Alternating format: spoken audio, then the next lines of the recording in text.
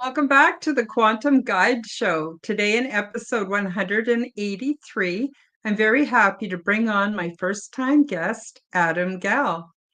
Adam Gell is a shamanic mentor and certified Akashic record reader who specializes in helping his clients recognize traumas, setbacks, and obstacles.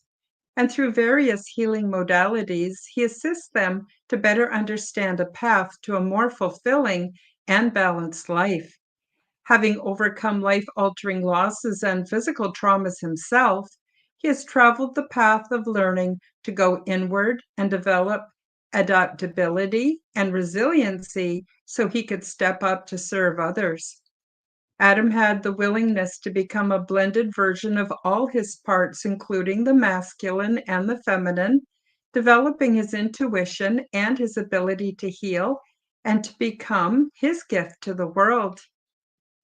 Because all parts of a story are worthwhile and create the whole, Adam worked as a physical education teacher in Brooklyn, New York for over 30 years.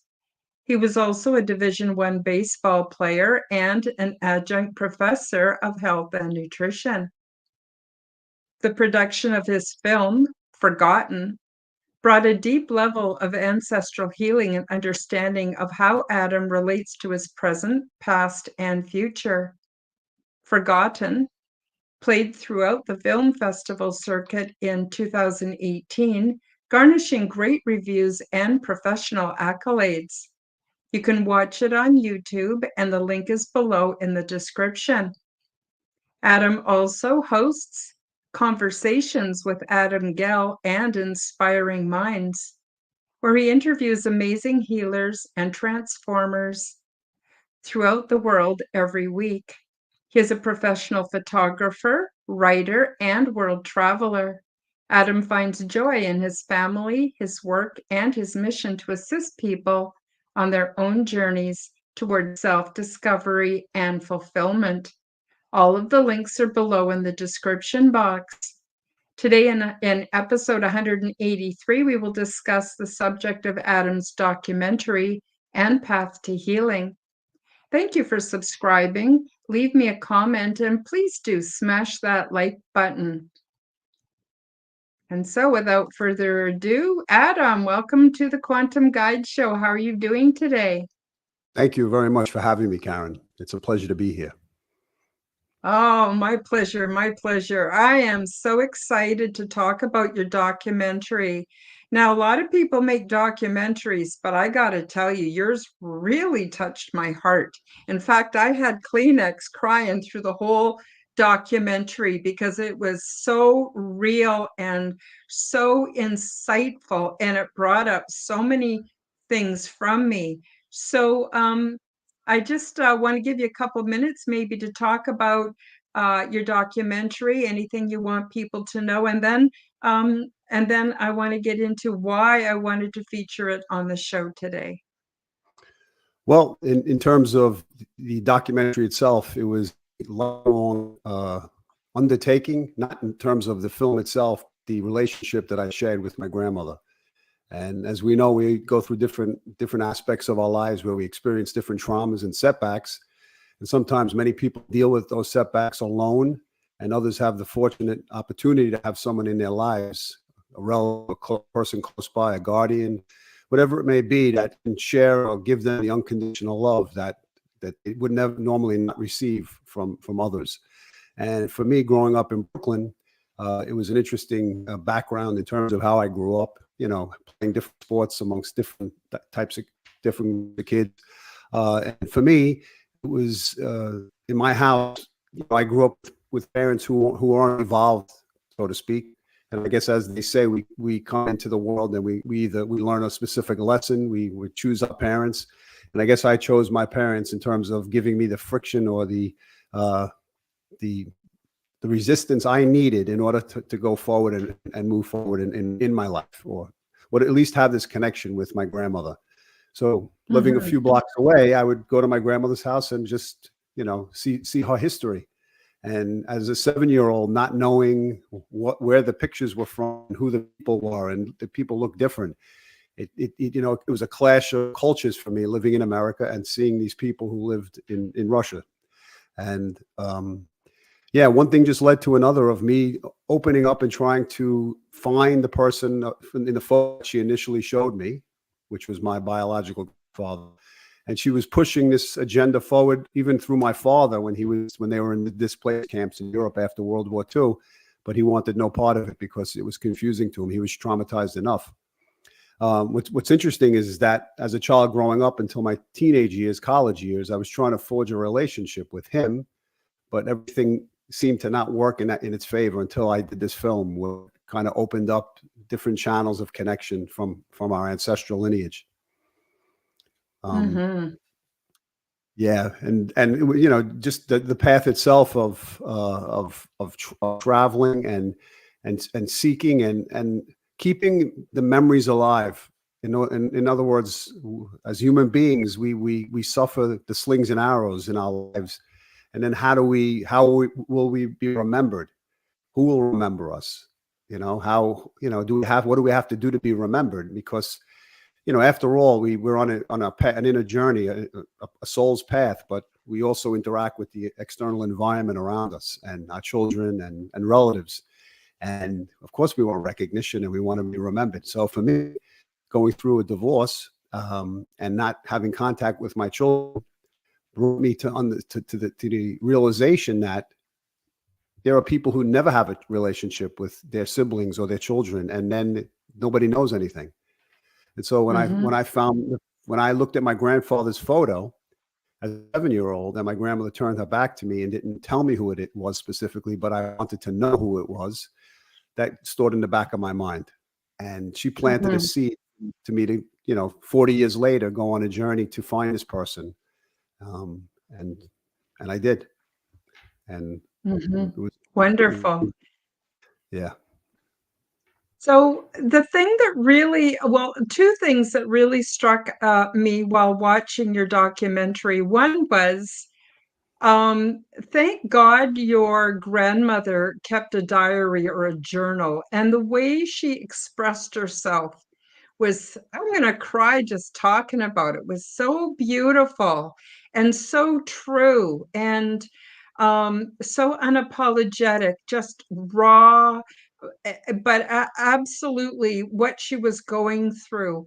And then the way you did the voice overlay with somebody obviously reading what your grandmother had said in her diary, it was so beautiful. It just reminded me of a time where people loved in a way that we don't often see today, at least not in North America.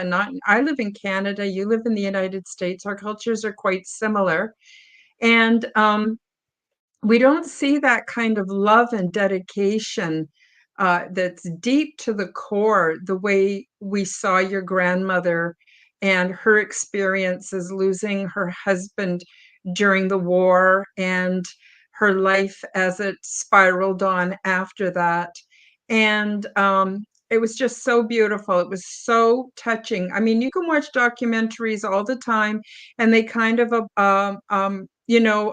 affect us on a mental level and our understanding. But yours really touched my heart. I really recommend those of you who are listening to this podcast or watching it, please do go and watch the documentary. It is well worth every moment. It's just so beautifully and professionally done, Adam. Just, it was fantastic. And I'll let you address that if you want to, but I also wanted to say part of who we are today is what our ancestors went through. And many of us, I know for myself, my maternal grandfather, he was 17 and my grandmother was 14 when they got married, and then he got called off to World War I. And the impact that it had on them and their children, being our parents and our aunts and uncles, and yet nobody, at least in my family, people didn't talk about it. Grandpa didn't talk about what he had been through.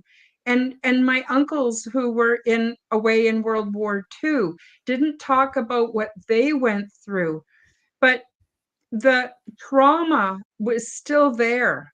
And I think this trauma gets embedded in families. And those of us today who are searching for ourselves, for our sanity, for our spirituality, for our mental health, we don't always realize that that trauma, and also, a bit of dysfunctional goings on because of things not being brought out or talked about.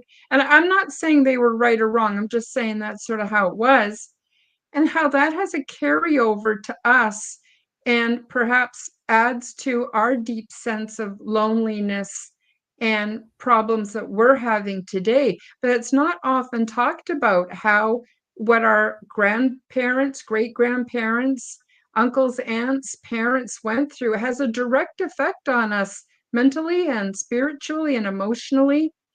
Anyway, Yeah. I've said quite a bit here. I guess I'll just stop and let you interject. I don't know if you have anything you want to say about your grandmother and the beautiful legacy she left you in her diary with expressing herself so beautifully.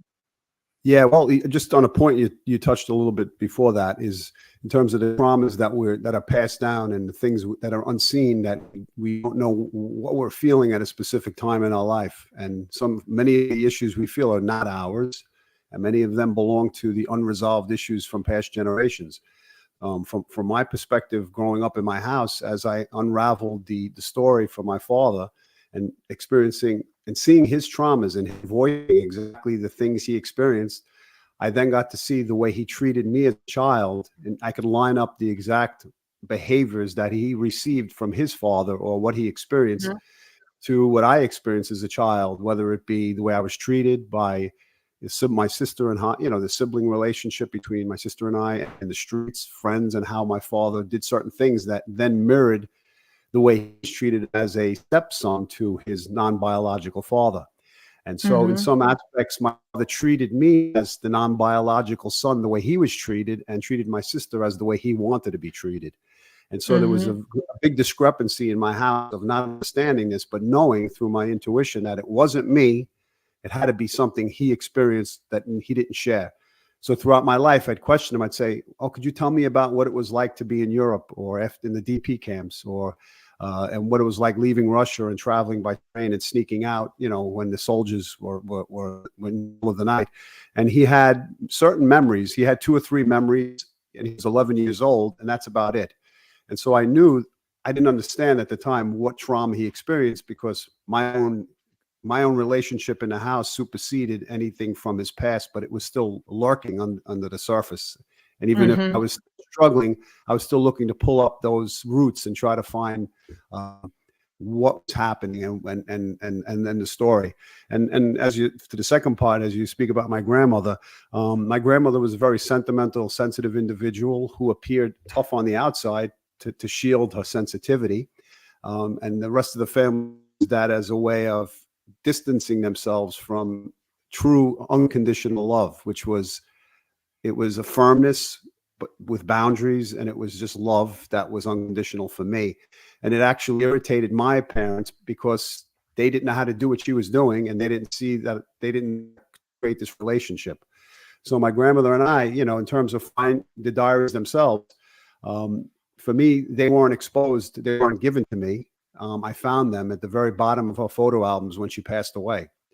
And that was a big joy, and it was a very sentimental moment for me to then, through her photo albums, after she passed away, I looked at them 9 years later, because through my divorce separation with my children, it was hard for me to go back to that part. But yet again, when I was able to settle those issues, then the comforting part was for me to reconnect again with my grandmother's story.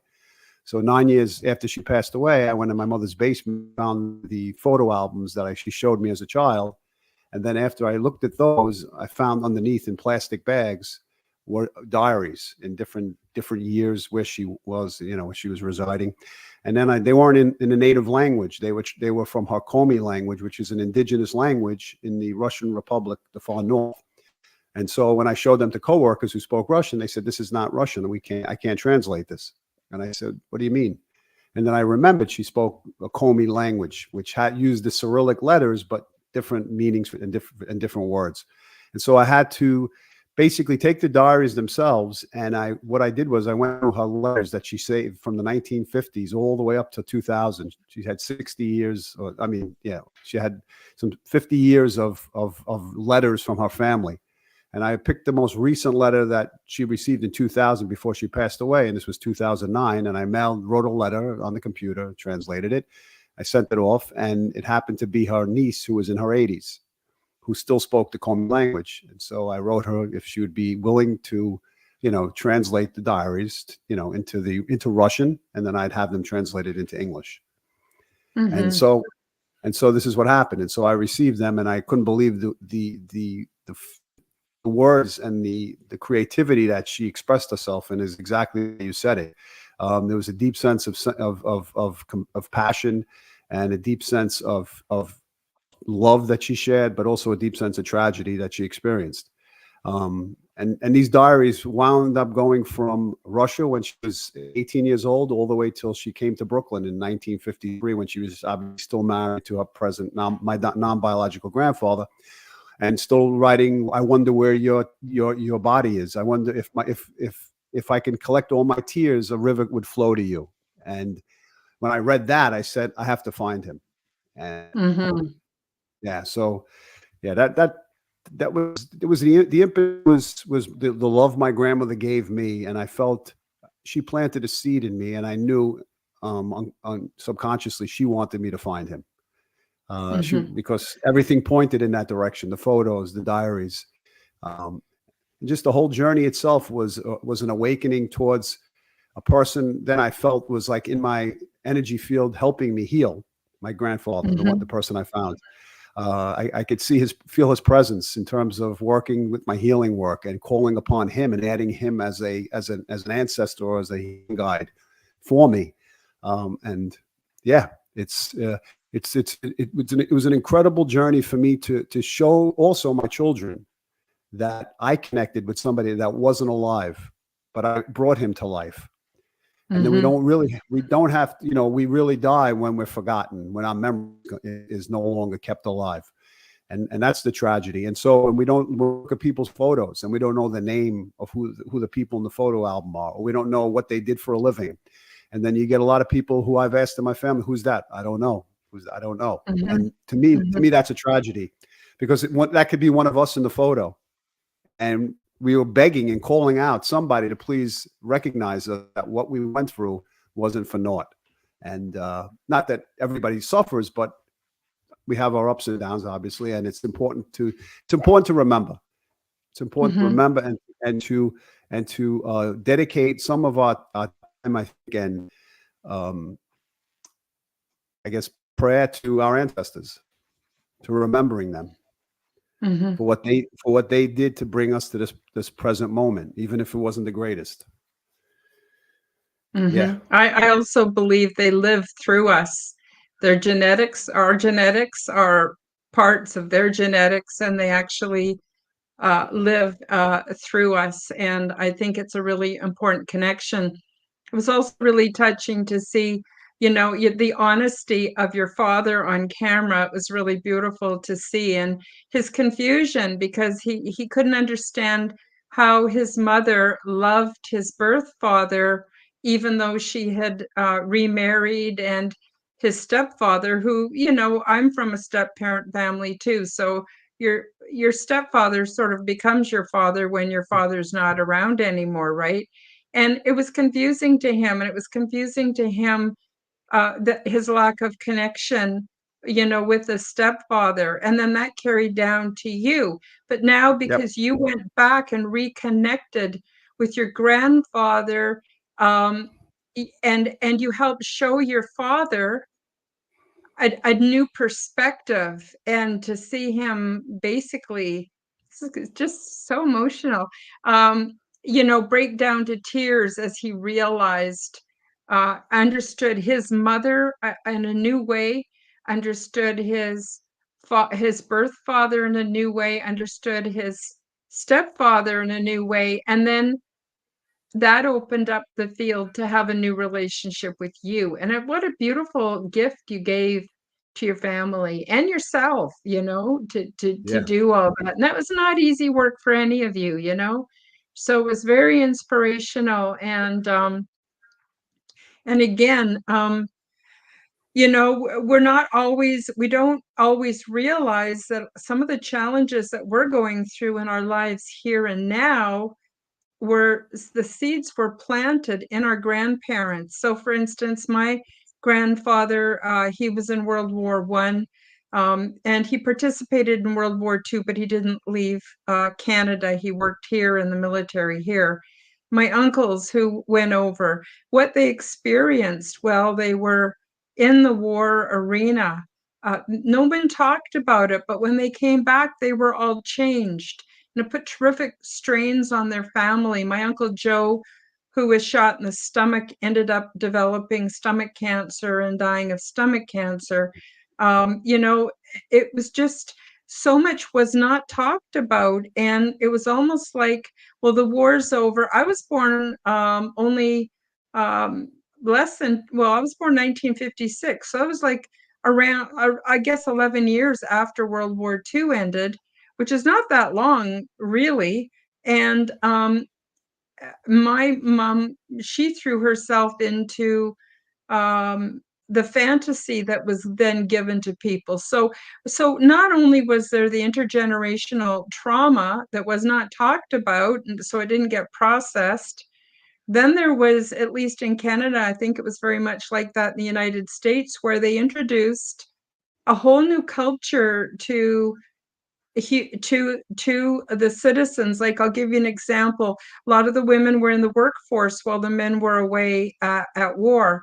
Afterwards, the government came up with plans on ways to get women out of the workforce. So they moved them into the suburbs, and the whole cult of the domestic ideal for womanhood and cleaning and learning how to make casseroles and on and on and on, and consumer products. And that's when processed food and all kinds of overuse of sugars and all this crap, came in, and it kept our mothers very, very busy trying to live up to this ideal, while the fathers were busy trying to integrate themselves into the workforce. I know I'm sort of going off topic, but it is all related.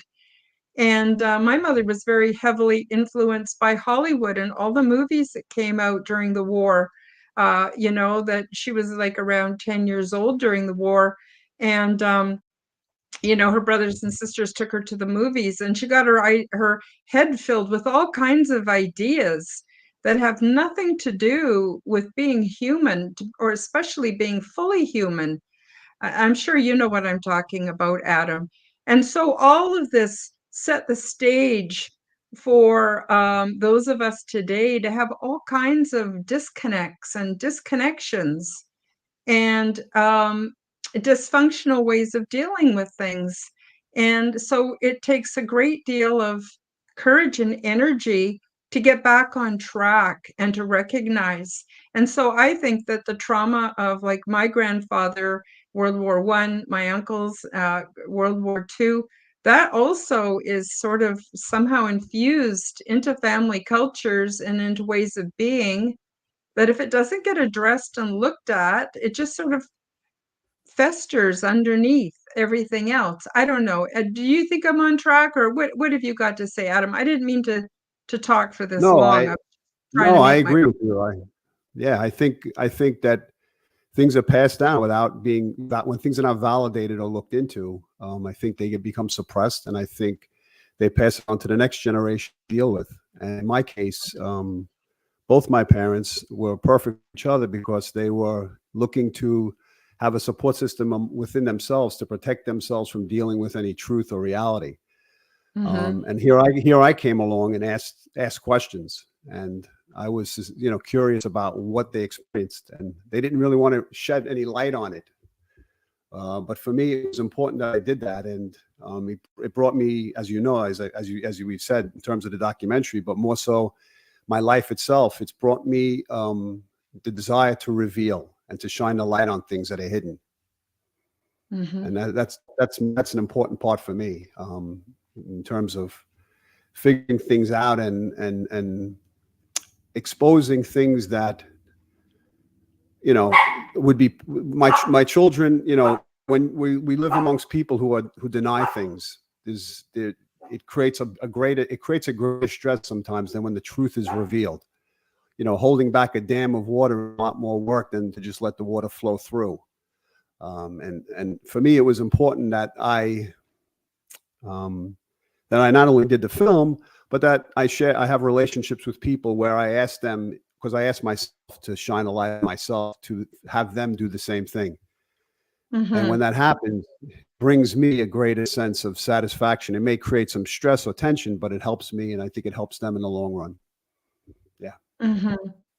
Absolutely. Now, do you see a connection, Adam, between suppressing what we don't want to talk about or recognize or feel and the abundance of addictions that we're seeing today? Do you see a connection? I would say so, because there are ways people numb themselves from their feelings. People don't want to feel, and so people are numbing themselves up with, you know, social media, numbing themselves up with different drugs, I guess, recreational drugs, alcohol, and creating tensions and distractions in society as a means of not really dealing with the narcissist energy that could exist in a family that we sometimes either carry over or we confront. Yeah. One of the viewers just posted in the chat, Oracle Eyes asks, how do we identify what is our and what is an ancestral trauma or issue? That's a good question. I think when we do the work and we realize that we've come to an end in understanding that we've done not as much as we can, but we've shined a light on our own issues of who we are and what we've experienced, what we've done right, what we've done wrong. And then we still have this energy lurking in the background. Then we can, you know, call in our energy, the spirit guides, to ask us for information and to see what, you know, who's lurking and what energy. In terms of, it also shows up on our physical body. You know, the left side is the feminine, the right side is the masculine. It comes in the form of people. It comes in the form of past lives and interactions and dreams. But as it relates to doing the work for ourselves, of knowing and taking ownership for our own issues of what we've done right and wrong, and then with something else is still lurking in our energy field, then we can go back and look into that. In terms of the work I do, it was a pendulum work of asking questions and receiving answers. A lot of that subconscious information comes through. It's passed through to whether it's the present life, it's the past life, or it's ancestral work that needs to be done. So as it answers that question, that's usually how I work it. Now, I would like to just take a very short a break to play a promotional video. It's 2 minutes long, and then we'll come back. And when we come back, Adam, I want to get into how you assist people with their traumas, and I want to talk a bit about the different videos that you make, which I have found very not just encouraging, but actually very liberating. I want to talk a bit about that. So we'll just take a very, very short pause here. And then when we come back, let's delve into that. Okay. Hi, guys. Break time for a short message. YouTube will not monetize me. So if you enjoy my content and want to support my efforts, help me to cover my expenses by visiting my shop to buy yourself a beautiful orgone generator. Zendome's Orgonite are my unique brand, and they are ethically sourced, handmade, and double charged for maximum effect. They are only available through my website, www.KarenHoltonHealthCoach.com. Many people are finding comfort with Zendome's orgone generators, commonly called Orgonite.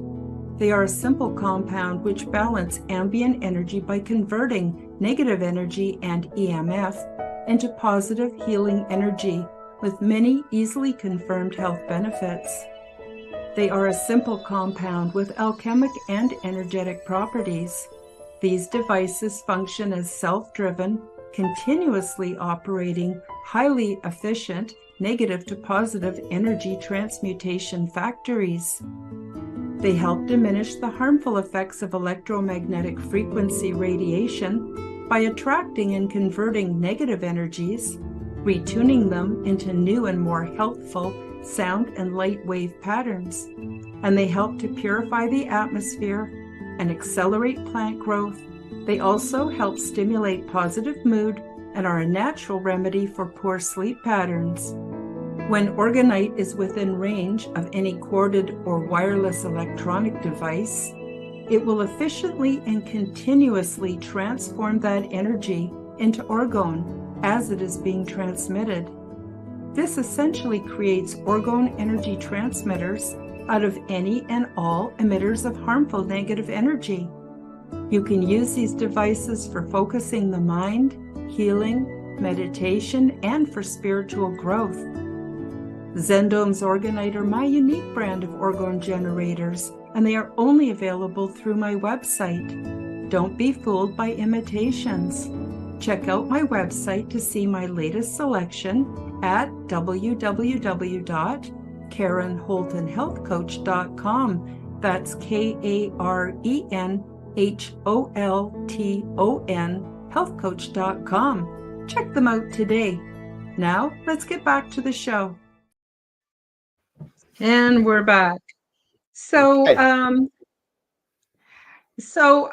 I wanted to talk a bit about what you do. So, for instance, the shamanic work you've done, I've watched several of your videos, Adam, where you take us through a guided meditation with a purpose. And often, or usually, you are using your drum, you're doing drumming. And I find that drumming has a very soothing way of getting the visualization into my body. So I'm actually somatizing the visualization exercise that you're leading my mind through the drumming. So it is a very user-friendly interface, and I just absolutely love your guided meditations. So I'm wondering if you want to tell us a little bit about that and also the other work that you do. Yeah, okay. Touch upon shamanic drumming, which I meet every Tuesday evening at 7:30 or 8 o'clock on my YouTube live channel. In terms of the shamanic drumming, I studied under a man by the name of Itzhak Berry, who was a shaman in New York City. Traveling the path of doing that inner work brought me to that modality of healing and connecting to, the spirit world and spirit animals. And so for me, it's very important because I come across different animals in my life as synchronicities and passing images and messages to me. So I try to offer people the opportunity, as you mentioned, to sit in a drumming session and relax the brain waves and to get into a state of mind where we receive information from the spirit realm. And so that's my intention. My intention is to assist people to open up to the things that our imagination presents. And that's usually information that we can connect to and receives, solid information that helps us or guides us on our path. The other thing I do is I do Akashic record readings, and the Akashic record readings are reading a person's soul's, plan print from the beginning of time.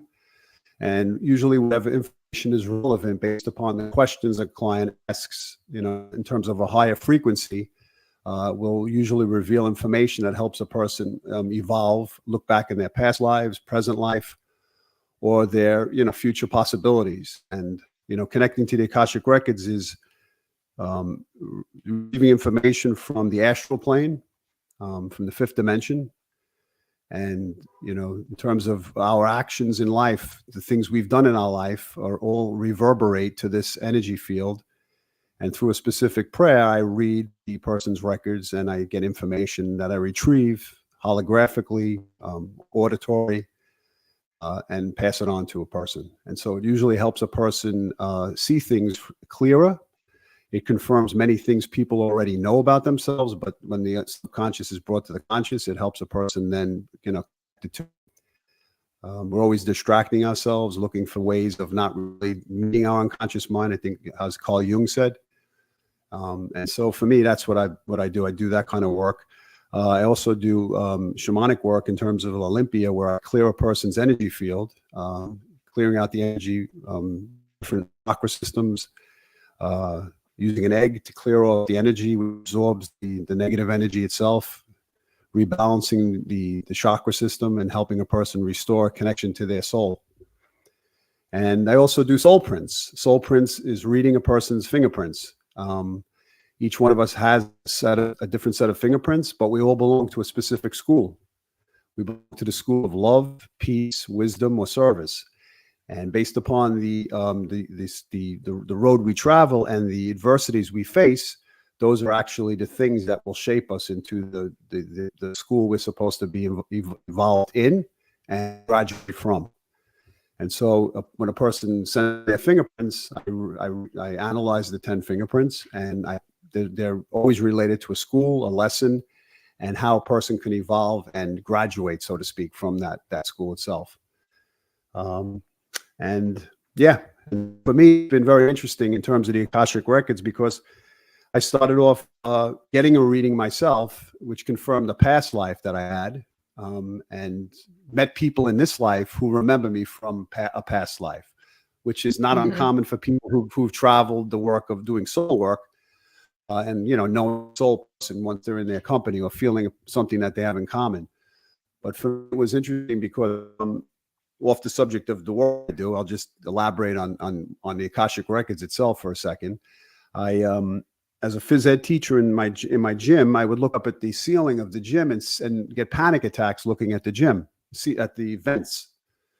At that point, I had developed asthma, but I also had Lyme disease, so it was a combination of many things. With that in mind, every time the heat was on, I would see the cloth that was attached to the vent in the gym, and I would get panicky, and I would tell the custodian if he could just please shut the heat off. And he asked me why. I said, just if you could just do it. And he did. I knew that was something off because I was getting panicked over something that wasn't really a realistic situation. One of the workers that I worked with, she said to me, I have a friend that, maybe can help you. So I didn't know exactly what she meant. But I had done a little holistic work with acupressure and acupuncture. And I called the person up, and he said, you have asthma. As soon as I picked up the phone, or he picked up the phone. And I never heard of somebody being able to read a person's energy field so quickly, or even the fact of actually doing it at that time. So I had visited him often, and eventually he would say, you're going to do the work that I do. And he would tell me all different things. I'd be, lying out. He'd do distance Reiki healing and tell me about my energy field, my chakra. Make a long story short, he said to me one day, he said, you had a past life in Germany. And I said, and I spoke fluent German because my first was German. I learned German within 5 months. I lived there for a year. I went to school in the university. And I felt like I was home before. This was in the 80s. So to confirm what he said, there was a truth to what he was saying, but I didn't know exactly what he meant at the time. I didn't believe in I didn't know about past lives, as I do now. And then I wound up getting an Akashic record reading, and the woman said, you had a past life in Germany in the concentration camps. You were a doctor. And it's interesting, people called me doc. And when I was a phys ed teacher, the other teachers would say, hey, doc. And I was interested in anatomy and physiology, but I didn't understand the connection. So to make a long story short, I wound up getting a reading. She told me I was in one of the concentration camps. I was a Jewish doctor that was taken away from my family. And I was well liked, but then they had to eliminate me at the end of the war. Well, as I did a reading for myself, as I learned how to read the Akashic Records, and I heard similar information, and I had a German mother and a Jewish father. Skip 3 years later, I'm doing a healing for a woman through the internet via Zoom. And after the session is over, she gets up and she says, I have something to tell you. I said, what is it? She said, I remember you. I said, from where? She said, from the concentration camps. She said, you were a doctor in the concentration camps, and I saw you there. And she got panicky, and I got the chills, and I felt a sense of guilt and an eye-opening experience. It's one thing to be told information, but another thing to be in this dimension and to hear somebody who remembers you from past experience, extraneous to yourself. So to make a long story short, I wound up she wound up giving me information. I told her, because she read the Akashic Records, I asked her if she'd be able to do a reading for me. And she said yes. And so in a few weeks, she got back and she said, you had a German mother and a Jewish father. You were from Berlin, which is also what I got. And you were killed in the concentration camps. You were an eye doctor. Eventually they got rid of you. So I did past life regression. I came up with that information. I saw what exactly happened. And then skip a few years later, another woman that I'm doing an interview, a podcast, and one of the couples who do past life regression said, I think somebody's going to know you, without me even sharing my story. A woman contacted me. She said, I remember you were in Auschwitz. You were one of the doctors there who took me off the line and saved me while I was pregnant. And for that period of time, for that 2 or 3 year period of time that was going on, I had this deep sense of remorse, deep sense of guilt and shame. And it's interesting talking about the Akashic Records, how when we don't resolve these issues, we don't know why we're walking around in an energy field of something that still hasn't been resolved, but is actually gnawing at us for us to validate or recognize it. So I think part of me was asking me to validate, to recognize what happened. And I was alerted to this life because I was married to a German woman. I lived in Germany, spoke German fluently. And here I am in this life now, living this life, thinking about those years. In college, I used to dress like I was in 1942. I would wear like the shoes and the suspenders and everything else. So the reason I bring the story up is because it shows us how past lives impact our life, and how the Akashic Record draws upon that information and in our energy field for us to be able to assist us to evolve, to pay attention to things that are still there, that have to be cleared. And once that happened, a lot of things shifted in my life. I opened myself up to different avenues of healing, and also a lot of those thoughts and memories, that breathing issues resolved for the most part. So, in terms of answering the question and looking at things, and it's all, we're like a drop of water that's connected to the next drop of water, and we cannot separate that, and so I think that's the important thing to keep in mind, that we're evolving, we're changing, but we're also connected to our ancestors and this whole shift. Oh, wow. It's really interesting. I just want to take a moment to say hi to a couple people in the chat. Painting the Sky Kingdom. Hello. Thank you for your kind comment. Allison Yellowknee actually has a question for you, Adam. She asks, how does the Akashic Records or shamanic work help an individual who has lifelong alien contact when it follows the family bloodline? My trauma was a combination of alien abductions and family abuse. Well, in terms of the Akashic Records and shamanic work, the act of going on a journey, shamanic journey, and looking at the soul's journey itself, there's information that's passed on through spirit animals, through spirit guides, as it relates to the Akashic Records. Your masters, guides, ancestors, and whoever you're connected to usually pass imagery on based upon the questions that are asked. So when I do a reading, I don't know what information I get is guaranteed, but for the most part, images come through from the very beginning, the most profound conflict that a person has in their life, or with a person, or the theme will come through.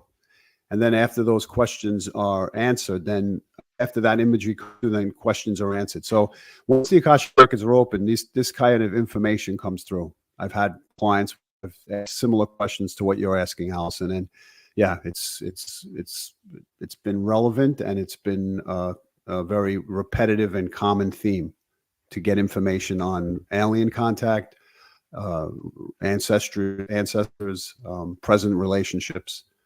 Anything that's relevant for the person will come through.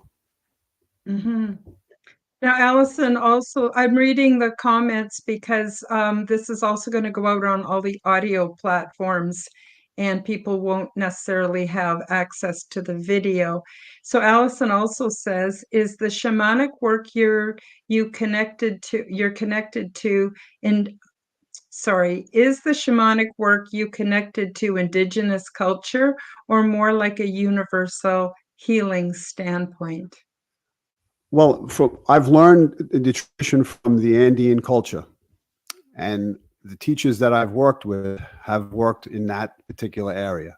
And so for me, it's working Olympia, and Olympia means using an egg, using feathers, using a rattle, using sound therapy, using alcohol, clear the energy field. And for the most part, every client that I've had contact with has had a connection to their soul. They've had a sense of peace. They felt more whole. Because in essence, really what we're doing is we're retrieving the aspects of our soul that have somehow fragmented away during stress or been taken away in certain situations. And we're trying to become as whole as possible. And so my work is basically trying to do that for my client, trying to have them see their inner child, wounded inner child, the part that left, the part that doesn't want to come back, but then to try to assimilate it back in a peaceful and a healthy way so that they make the decision what they want to do. Because sometimes that part of the soul doesn't want to come back and it wants to remain fragmented. So it's a matter of allowing things to just unfold. Mm-hmm. Yeah. And then I guess once we have a greater understanding of what's going on, um, we can shake that horrible feeling that many of us have had or still have, where we think there's something wrong with us. This sort of circles back to the beginning of our conversation about intergenerational um, trauma, because we don't know the story, and sometimes we can't go back and find out what really happened. So as a young child, we come to the conclusion that somehow there's something very, very wrong with us. We carry that through our to adulthood, and then we don't necessarily allow ourselves the opportunities that are there for everybody. I don't know if you would agree with that, Adam. Do you have anything you want to say about that? Well, I think as it relates to our inner child, we sometimes lose the voice. Our voice, that voice is suppressed. It's told not to complain. And complaining to us eventually turns into us being a victim in some aspects as we get older, because we find a channel for us to then vent or to continuously speak the same issues over and over again. We have a story that we tell. So it's what's important to us is that we all face trauma and we all will go through the things that you just mentioned. But the important aspect is for us not to victimize ourselves, to exhibit self-love, or to try to open ourselves up, to give ourselves the love that we didn't receive, and to not victimize ourselves by telling a story that places us in the path of the victim. It's one thing to first validate things that we've done wrong, but it's another thing to use them as a means of a continuum story to keep us stuck in a certain place. But then again, when the time is right, then a person will end that story and move forward and take their power back. So I guess when the water is shallow enough to swim, the person will be able to stand and they'll be able to get to where they need to go. But for the most part, we can be, just paddling away in deep water and not know how to navigate ourselves to where we want to go. I hope I answered that. I hope I answered the question, if that's what you had in mind. Very, very much so. I know for myself, throughout my life at different times, I got trapped in victimhood. And it was as though, and this is just a metaphor, but it was as though, when I was a child, somebody had a big stick and they were hitting me over the head with it, metaphorically. And then once I passed through that, it was like I had picked up the stick and I was hitting myself over the head. So it was just like Yeah.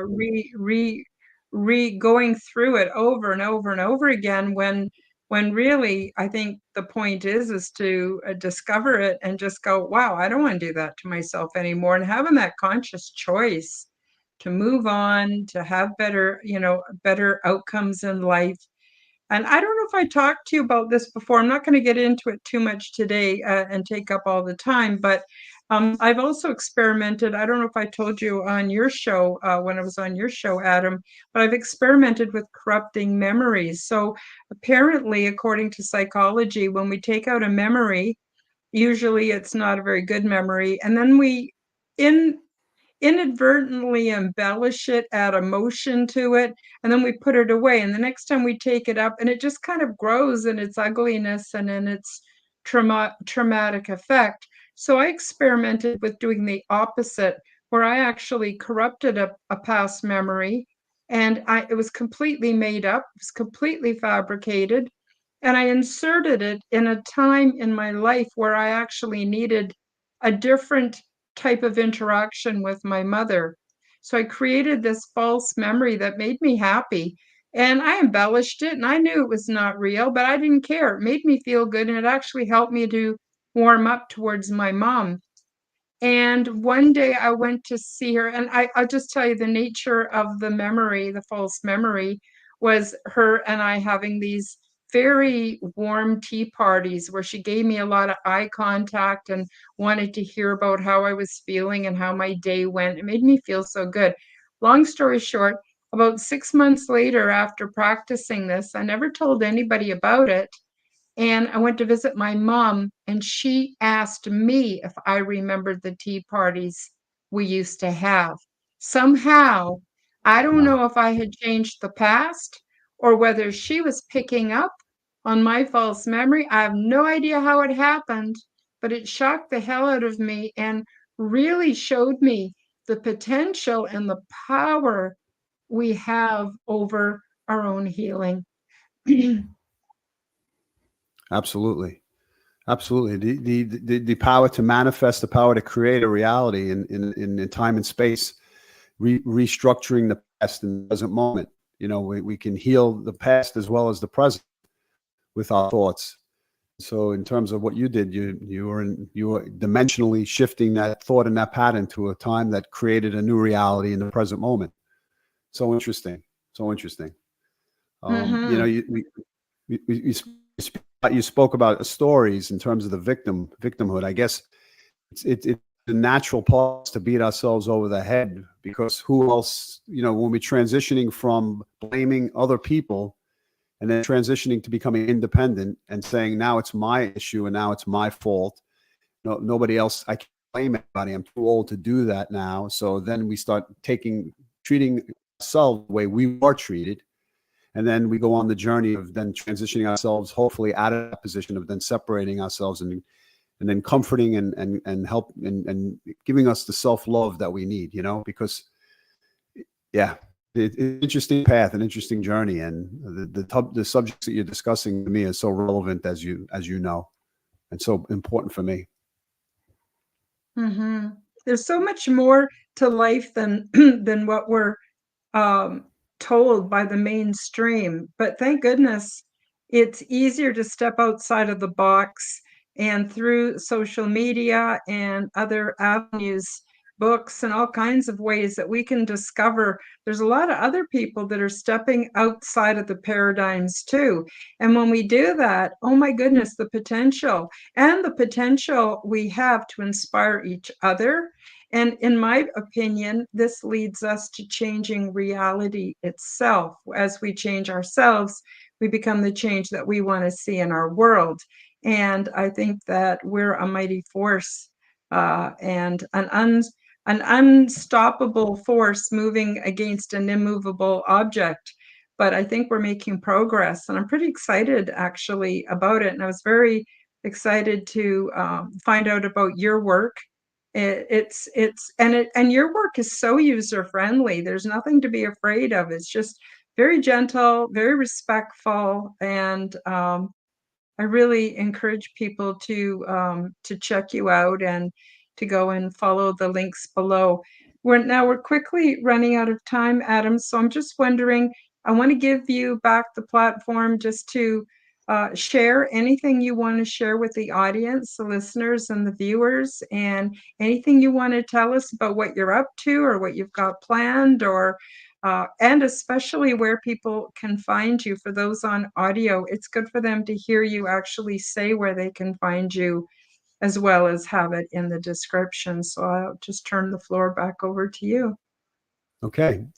So I think it's important for us to develop self-love.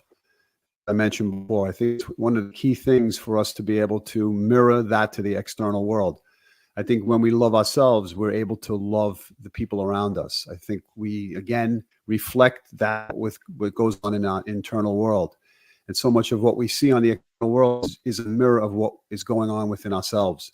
And I think once we redo that picture, we reshape that picture, and then we do the inner work, I think the world becomes a happier and a more pleasant place for us. And as you said, it creates a shift in the consciousness of the earth. So that's my message. What I'm going to be up to is I'm completing a book, actually an extension of the documentary film, which goes into more detail of what I experienced, of the lessons I learned, what I took from the whole situation, and how it has the ramifications of helping the generations before and the generations after. So that'll be coming out probably this year. I'll keep people updated. My website is called AdamGellUniversalHealing.com, and you can obviously go on there and check out the things that I'm offering, as I mentioned. And hopefully you'll be interested in involving, which many of you are if you're watching this program. And you'll take it to the next level and become a teacher yourself and share this work with others. So thank you. Oh, you're very, very welcome. Yes, it's been a pleasure having you on the show. I hope you'll come back and maybe we could take a deep dive into one or several of the different healing modalities that you offer humankind. It's fascinating work. And it's also very exciting to learn about the work from people that have actually done it. So you don't just talk the talk, you walk the walk. And it really makes it so much richer, your message so much richer. So I hope you'll come back and you'll share more with us in the future.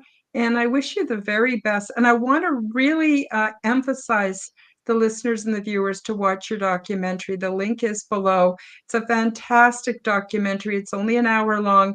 It's very touching. It will touch your heart, and it will help you to just look at life a little bit differently. It's just, I just loved it so much. Thank you for making that. That was a big project, no doubt. And I wish you the very, very best in your journey, Adam, and also to the listeners and the viewers. I wish you all the very, very best. Sending out much love and healing and inspiration to everybody. Thank you for joining us for the Quantum Guide Show, and we'll see you next week. Bye-bye, everybody. Thank you for joining me for the Quantum Guide Show. Become the change that you wish to see in the world. Subscribe to my YouTube and other channels at Karen Holton TV. Click the like button, leave me a comment, and share this podcast with your friends. Check out my website at www.KarenHoltonHealthCoach.com to see my free resources and amazing products and services. All the links will be in the description below. As part of the Forbidden Knowledge Network, you will find the Quantum Guide Show with Karen Holton and also the Aliens and Angels podcast on all audio platforms. Until next time, keep up the good work.